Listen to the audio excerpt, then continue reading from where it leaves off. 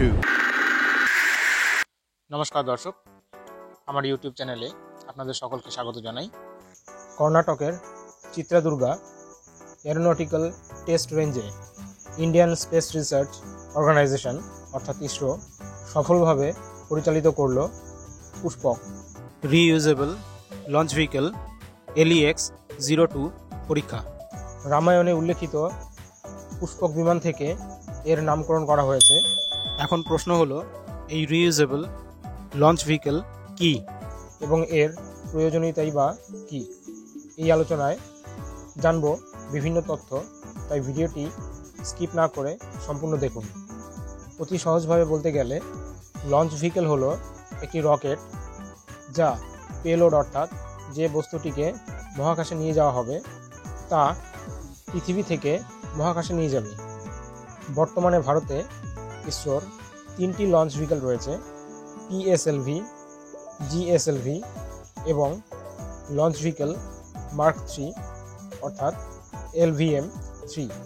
সাধারণত launch vehicle 3টি বা 4টি স্টেজ নিয়ে গঠিত হয়, কিন্তু ইসরোর এই RLV বা রিইউজেবল লঞ্চ ভেহিকেলে থাকবে 2টি স্টেজ। প্রথম স্টেজের জ্বালানি শেষ হয়ে গেলে ভেহিকেল বা যানটি ওই স্টেজকে নির্গত করে দেবে এবং সেকেন্ড স্টেজ দিয়ে চলতে থাকবে। যখনই প্রথম স্টেজটি নির্গত হবে তখনই তা পুনরায় পূর্ব নির্ধারিত স্থানে স্বয়ংক্রিয়ভাবে পৃথিবীর বায়ুমণ্ডলে ফিরে আসবে, কিন্তু কিছু রক্ষণাবেক্ষণের পর তা পুনরায় ব্যবহার করা যাবে। ভারতীয় বায়ুসেনার চিনুক হেলিকপ্টার দিয়ে এই পুষ্পক বিমান 4.5 কিলোমিটার উঁচুতে তুলে ছেড়ে দেওয়া হয় এবং এই ভেহিকেল স্বয়ংক্রিয়ভাবে পূর্ব নির্ধারিত স্থানে সফলভাবে অবতরণ করে।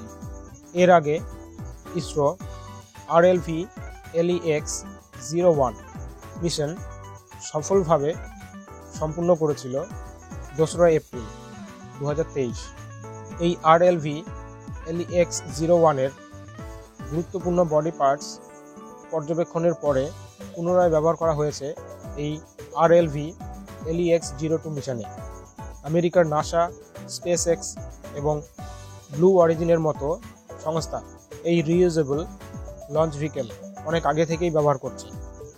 রিইউজেবল লঞ্চ ভেহিকেল স্পেস ইন্ডাস্ট্রির জন্য খুব গুরুত্বপূর্ণ একটি টেকনোলজি, কারণ এই RLV ব্যবহার করে স্যাটেলাইট লঞ্চিং মিশনের খরচ প্রায় 80% কমিয়ে আনা যাবে, যার ফলে আরও বেশি পরিমাণে স্পেস মিশন করা যাবে বিভিন্ন উদ্দেশ্যে। যদি ভিডিওটি ভালো লাগে তাহলে অবশ্যই লাইক করুন, শেয়ার করুন এবং চ্যানেলে যদি নতুন হয়ে থাকেন তাহলে অবশ্যই চ্যানেলটি সাবস্ক্রাইব করুন পরবর্তী ভিডিও নোটিফিকেশন পাওয়ার জন্য। ধন্যবাদ।